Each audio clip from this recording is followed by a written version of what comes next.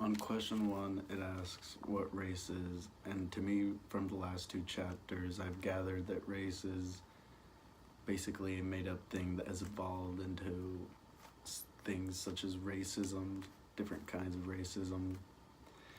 The question also asks to give two different ways it's generally understood, and one way that I think it's generally understood is that it is a social construct and it is made up. I found a couple websites saying the same thing. And then the second one is that basically a group of people that share characteristics such as skin color. Question two, it asks to discuss the racial theories and racial ideologies and what they are. I got that racial theories tend to tie in with assimilation and that they tend to look at individual and social constructs, but mostly just social constructs. And then I got that racial ideologies tend to divide groups and then try to make some type of thing the interest dominant for the book mentioned that racial ideologies are widespread and they have become what makes sense in some places. It also mentions that it's set into principles, one being that it divides people into groups, and the second that it's supposed to create an interest for the other group that created the divide. In the third question, it asks us to explain and discuss the differences between institutional, systematic, and structural racism. And the first difference is that institutional racism is basically focusing on the individual in a place where racism is a norm. And the book used a lot of examples of cop violence on African Americans and stuff like that.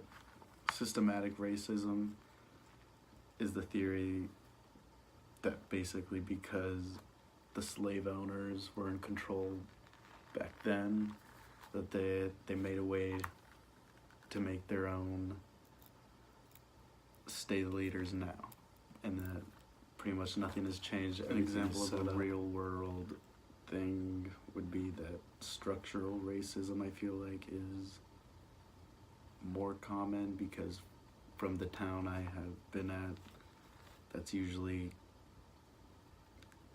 a lot of what it's like. Like, I have heard living in a poor neighborhood, therefore they get poor education, and that's basically asks how the author argues that blind racism works. So in the text, there was an experiment where they asked people questions and they basically studied what they said back.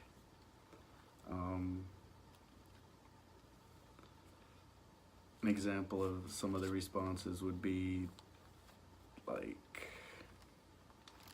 people would try to say, oh, I'm not racist, but this and that, which I've heard before in school and just people's comments.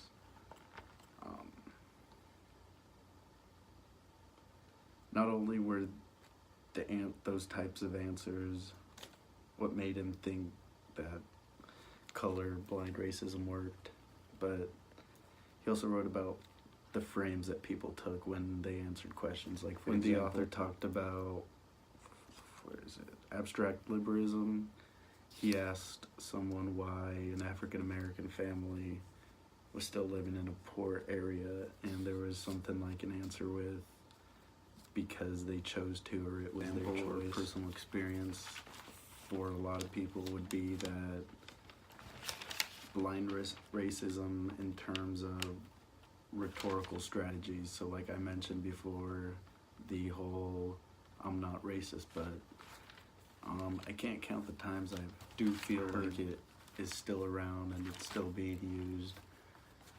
And I can agree with the author when he says that he thinks that blind racism works.